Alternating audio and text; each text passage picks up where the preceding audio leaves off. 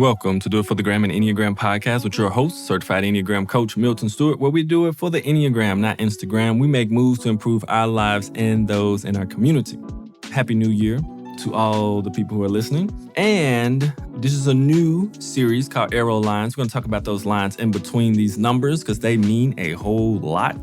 They can be confusing for people, especially when you're learning the Enneagram. All right, so let's go intro music.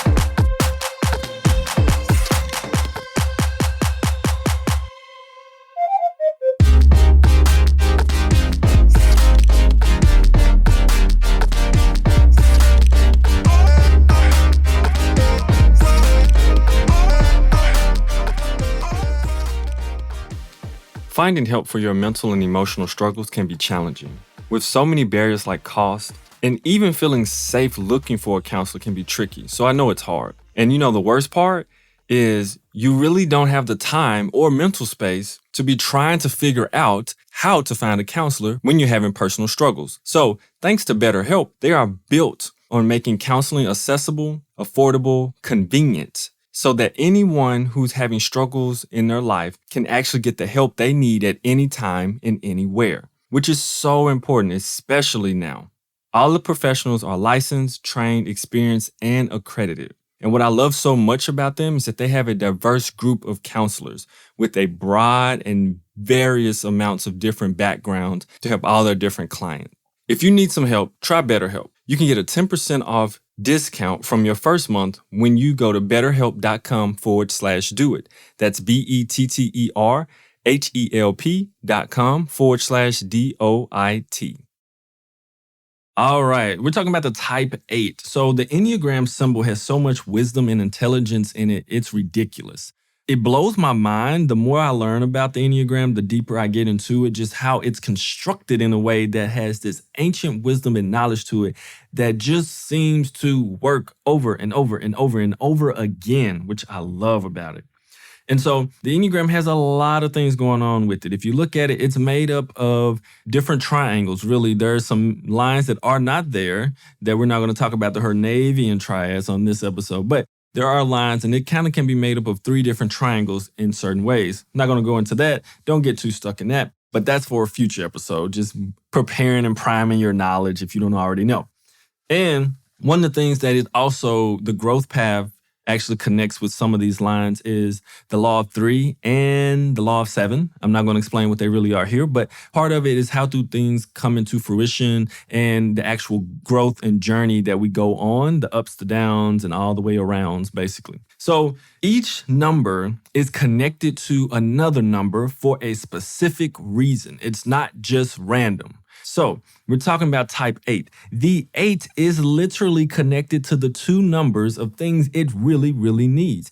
8s are connected with 2s, who are great at being warm, being a little bit softer with energy, being gentle going forward, being loving, being a little bit more open, a little bit more vulnerable. They're great with those things, right? And then they're connected to the 5, which says, let me reserve, let me conserve, let me hold back. Let me think about it. Let me actually watch my energy, my personal resources, and let me actually be more strategic and think about what I'm going to do before I do it, right? So you have one end that gives a softer touch, and then one end that helps to think more, which is really, really helpful for the type 8. And there's many more ways that those 2 connect to it. All right, so as we're going into this, some of the old terminologies you may have heard reading a book or anything was integration and disintegration. We don't really use that anymore because the connotation of disintegration just don't work anymore when you're trying to talk to people about their personalities. So we've kind of done away with that in most communities in Enneagram that I know of, but I know some people who probably still use it. But we don't use it for the most part of the current people that I know and communities I know.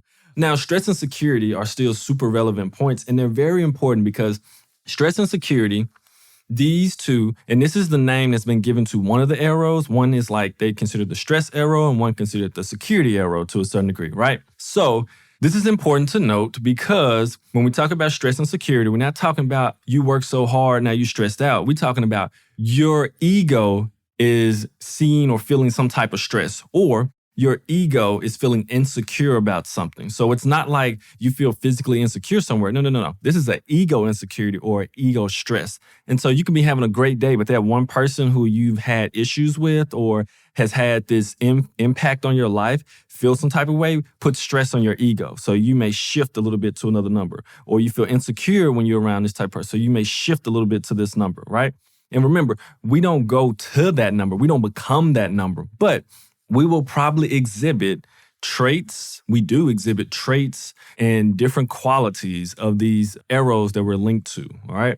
The direction of the arrows do matter, and I'm going to explain that in a little bit. So the type 8 has one arrow pointing towards the type 5, okay? Remember this. So the 8 has an arrow that points towards the type 5. There's an arrow coming from it going to the 5, right? And then the 8 has another arrow pointing towards it from the type 2, okay? So the 8 has an arrow coming to it, and it's coming from the 2. So going with the arrow would be considered going towards the 5, okay? I'm going to say it again. Going with the arrow would be considered going towards the type 5. And then going against the arrow would be considered an 8 going towards the 2. And I'm using this now because I'm going to explain it a little bit later. The direction matters, right? And trying to do growth. Now, type 5 going with the arrow is considered the stress point for type 8 on the lower side, okay? Let me say that again. The type 5 going with the arrow is considered the stress point for type 8 on the lower side. So the 8 going to the 5 on the low side or unhealthy side is called the stress arrow. Now, I want to give credit to Beatrice Chestnut and Urania Pius because the CP Enneagram is where I've gotten some of this information from. It is a collaboration of their wonderful work with the Enneagram and also some things that I've seen and experienced and other, wonderful teachers I've had the blessing of learning under. So I want to make sure I explain that. And so when the type 8 is going towards the 5 on the higher side, it's called the resolution arrow from what CP Enneagram has come up with. And I love that definition of it, okay? And you can kind of start to put it together in your mind. We'll get to it a little bit later. Now, the type 2 going against the arrow for the 8 going towards the type 2 is considered the security point on the lower side. And on the higher side, the 8 going towards or against the arrow to the type 2 is called the energizing error. And if we think about it from the standpoint of that, you're trying to get the right energy to be able to get to the resolution. That's how it works, okay? Because our types are wired in a certain way. 8s are wired in a certain way, right? Your energy is wired in a certain way. If you're an 8 and you've met another 8, then you know that y'all are both wired in a really interesting way. Whether you like them or not, you know there's some wiring there that's like pretty hardwired, pretty strong, right? So in order for us to kind of get out of being stuck in our ego, in our personality, which happens, we have to be able to shift and get a little bit different energy within ourselves to be able to move towards a resolution point of some key things that our personal Enneagram type is missing or does not readily have available, I guess I would say. So in growth, there's a focus on moving against the arrow first, then towards or with the arrow next, okay? So that's energizing first, then you're moving towards the resolution. So here are some of the benefits of moving towards these arrows. Talking about the lower side. Lower side is an unconscious movement. Consciousness and unconsciousness means basically awareness. So when we lack awareness, and that can look like a lot of things, but it can look like not being present with our head, heart, or body. And this happens all the time for us. Like we're rarely ever present as we can be. And it takes a lot of work. And it takes consistent work, which is the really big thing, but not just a lot, but just consistent work to really be present and aware of what's happening. So on the lower side, which is more unconscious movement, 8s moving towards the 2 insecurity, they worry more about how others think of them and approval, and can even become manipulative in covert ways. And so this is one thing that eight describing themselves on a regular basis would be like, no, I'm not worried about what people think, blase, blase, blase.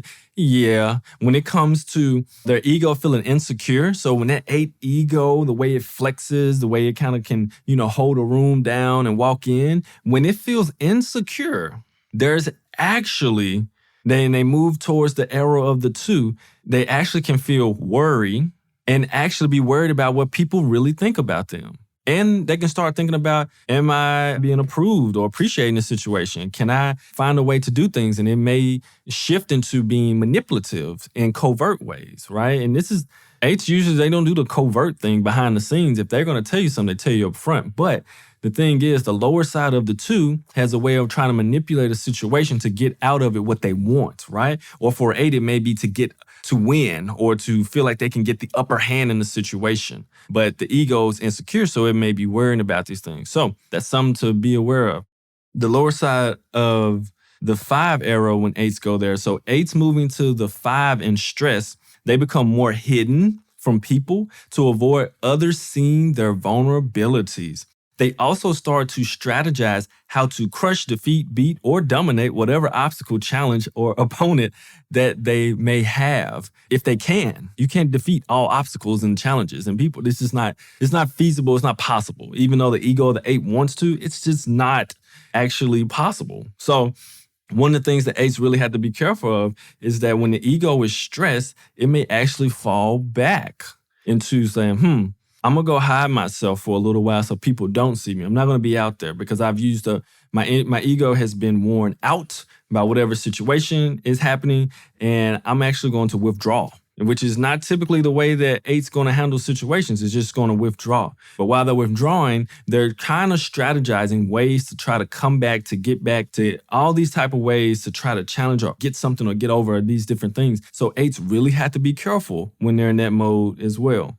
And so now on the higher side, we talk about higher side is the conscious movement, right? So this is when you're more aware of what's actually happening. Now, you may have experienced this without having done necessarily a practice that gets you more awareness or presence, but sometimes the environment creates it for us when we don't even realize it, right? But here are some of the ways that what happens to eights when they move towards the 2, okay?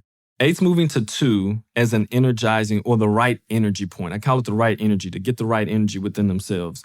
Helps them to express their emotionality in a more gentle, softer, kinder way towards others, and their natural power is not overbearing. So this is when they get the right energy of really knowing how to manage their energy from the standpoint of like, how can I deliver it in a way that is not going to be overwhelming or dominating to the people out here, but also I can communicate the gentler sides of myself and feel okay. I don't have to feel like either I'm being weak or that I'm laying down, or I'm letting them do what they want type of deal. I can actually communicate those, and I feel safe enough to communicate those within this space. And that means that I don't have to be overpowering, or I have to let the ego be overpowering and dominating in this situation or controlling. And so it's a beautiful thing. And next, when eights have that right energy, right? They can be a little bit soft. They're more in touch with the gentler sides of themselves, with themselves and with others. Eights can move towards that resolution point with the arrow, okay? And that moves to the 5 allows them to really take time to think before moving into action, as well as manage how they choose to use their energy. One thing that can be really difficult for eights sometimes is to not immediately move into action or immediately say what they feel in their bodies to somebody or to something, right? With the 5 arrow, it helps them to think and process on it. It's like, do I really can say this type of thing? Because I know it's easy to do it, but is this something that I actually want to put out there? Or should I sit on this and think about it for a little while? Or is it not needed to be addressed by me right now? Maybe I don't have to be the person to do it. Maybe I don't have to be the person to address it, right? Maybe there's other people who can and eventually will, right? And so that's important to note as well. And then at the same time, being able to manage the energy, because eights have so much energy because they're so connected with the emotion of anger. And remember, anger as the emotion, not as a negative emotion, but just purely an emotion. So they have some of the most bodily energy out of all types. Now, with that energy, you still run down that energy. You still get tired. You still can be worn out. And eights know this, and they'll have this tank full of energy, or they won't feel it. And they'll just be going on about their day, doing everything all the time. And then all of a sudden, they will be extremely tired and they will be like worn out, and then they'll get sick. And then they'll have to wait a while till they get the energy back and they heal back up, and then they're back at it again. So being able to get in touch with this resolution point of the five helps them to really start to check in with their body and their energy level, because fives know their energy level. That's one thing they do know. Fives know about managing their energy and resources. And so one thing that eights have to do is learn how to manage those better. And that's what the arrow for the five does for them. Helps them to really think about the things that they want to put out there and not just move forward doing it without really fully thinking it through. Okay. So those things are really important, and to look at it from a practical lens, because I'm always dropping practical lenses on everything that I try to do, even though you can't practical everything. And I'm learning that more and more. Some growth is not about doing at all or being practical, to be honest. But at this level, there are things we can do. So on the lower side, the unconscious movement, become aware. The biggest thing is just become aware. Like when you become aware that you're moving towards the two and you're starting to be a little bit more covertly manipulative, or that you are starting to really worry about what people are thinking, the awareness of that will help you to get out of it, because now you can start to unpack and figure out what is going on that I actually feel insecure in this situation, right? What is happening where I actually feel like I'm not secure enough to be okay in this situation? My ego is, right? You can explore that. And it's important for Ace to explore, because the ego doesn't want to explore that space, right? Anything that says like, I'm worried, I'm vulnerable anytime, it don't want to explore that space. So allow yourself to explore that and become aware of it, and it will help you to get past it and out of it. Same thing with the type five, when the lower side of the five. If you find yourself withdrawing because you're feeling vulnerable in some type of way, or you need to check in and figure out what is going on, right? You need to look at those vulnerabilities for what they truly are. And you need to figure out, okay, is this a situation where I'm actually trying to protect myself, or am I actually just trying to cover up and protect my ego and then come back striking harder than ever or look stronger than ever when I come out of this? So you gotta watch that, because that can be actually not be beneficial for type 8s who really want to do the work and grow, okay? Now, on the higher side, some of the practical things you can do, remember, we look at what do these types do on a regular basis on the higher side. That's when you get creative, right? Maybe some tools that you know in your life, maybe you're seeing things. And what are some beautiful things they do on the higher side that helps them, right, to truly utilize some of the higher essence qualities that they do have. So for the type 8, looking at the 2, we want to go, remember, going against the arrow to get that right energy.